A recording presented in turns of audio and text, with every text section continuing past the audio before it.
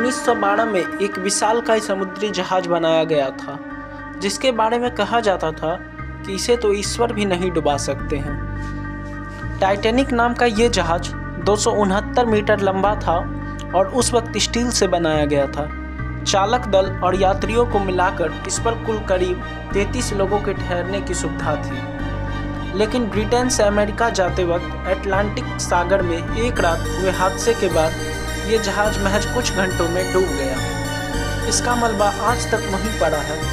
इसे आज तक निकाला नहीं जा सका। जानकारों का कहना था कि इंजीनियरिंग के लिहाज से ये डिज़ाइन के आधार पर विकसित पहला जहाज था, जिसमें कई वाटर राइड कंपार्टमेंट बनाए गए थे। जहाज का डिज़ाइन कुछ ऐसा था कि अगर जहाज का कोई एक कमरा पानी से भर जाए तो वह दूसरे कमरे को डुबा नहीं सकता था। जहाज बनाने और नेविगेटर सिविल इंजीनियर थ्योरी के अनुसार टाइटैनिक का प्रचार इस तरह से किया गया था कि यह जहाज डूब नहीं सकता है। इसकी वजह यह थी कि इनमें बहुत सारे तहखाने बनाए गए थे, जो वाटर टाइट दीवारों से बनाए गए थे। तहखानों की 2 कतारों में पानी भरने की स्थिति में भी जहाज डूबने वाला नहीं था। तो आइए नज़र डालते हैं इस विशालकाय जहाज के डूबने की कहानी पर। टाइटैनिक का असली नाम था RMS टाइटैनिक, क्योंकि ये एक रॉयल मेल शिप था जो 3500 बस्ते भरकर चिट्ठियाँ ले जा रहा था। आयरलैंड के बेलफास्ट में हॉलैंड एंड वुल्फ नाम की कंपनी का बनाया ये जहाज 269 मीटर लंबा, 28 मीटर चौड़ा और 53 मीटर ऊंचा था। इसमें 3 इंजन थे और इसकी भट्टियों में 600 टन तक कोयला लगता था। इसे बनाने में उस वक्त 15 लाख ब्रितानी पाउंड का खर्च आया और इसे बनाने में 3 साल का वक्त लगा। इसमें 3300 लोगों के लिए जगह थी। पहली बार जब टाइटैनिक सफर पर निकला तो उस पर 1300 यात्री और 900 चालक दल के सदस्य सवार थे। टाइटैनिक लग्जरी जहाज था और इसकी टिकटें भी बहुत महंगी थी। इसके 3rd क्लास की टिकट 7 पाउंड की थी, 2nd क्लास की करीब 13 पाउंड और 1st क्लास की टिकट की कीमत 30 पाउंड तक थी।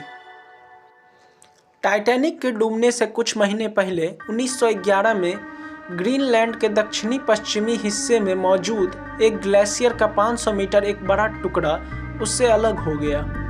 हवा और समुद्री की लहरों के साथ ये हिमखंड तैरता हुआ दक्षिण की तरफ जाने लगा। 14 अप्रैल की रात को ये हिमखंड, जो अब मात्र 125 मीटर का ही बचा था, टाइटैनिक से टकरा गया।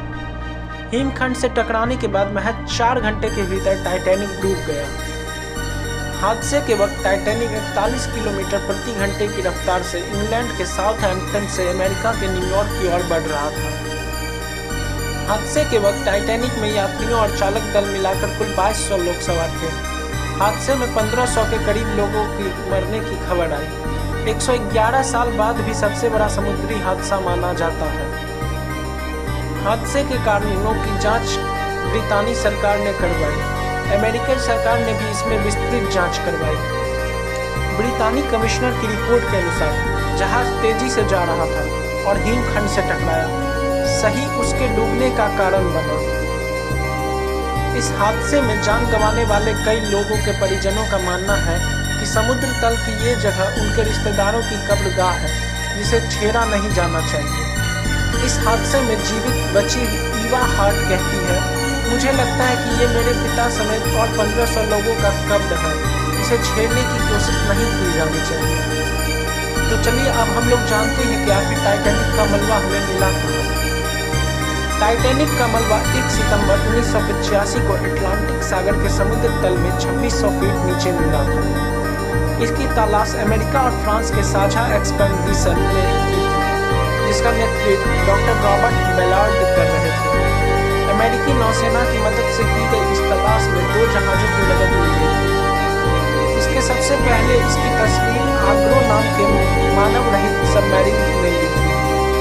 टाइटैनिक का मलबा कनाडा के न्यूफाउंडलैंड में सेंट जॉन्स के दक्षिण में 700 किलोमीटर दूर मिला था।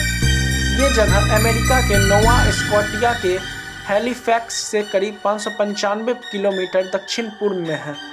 ये जहाज 2 टुकड़ों में बट गया था और समुद्र तल में दोनों टुकड़ों बो और स्टर्न एक दूसरे से 800 दूरी पर मिले।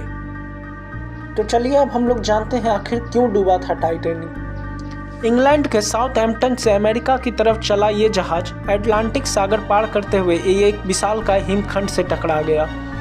रियो डी जेनेरियो की फेडरल यूनिवर्सिटी में department of naval and association engineering विभाग के प्रोफेसर एलेक्जेंडर द पिनिहो अल्हो का कहना है, टक्कर इतनी जोरदार थी कि जहाज की मुख्य बॉडी की आधी लंबाई तक सुराख हो गया। ऐसी परिस्थिति में पानी छत तक पहुंच गया था। हिमखंड से टक्कर ने जहाज को काफ़ी नुकसान पहुंचाया और इसमें वाटर टाइट कंपार्टमेंट की कई दीवारें नष्ट हो गई, जिसके कारण जहाज में बड़ी तेज़ी से पानी घुसने लगा। कुछ और रिपोर्ट्स के अनुसार इसके करीब 5 वाटर टाइट कमरों में पानी भर गया था। तो चलिए अब हम लोग जानते हैं टाइटैनिक को आखिर बचाया क्यों नहीं जा सका।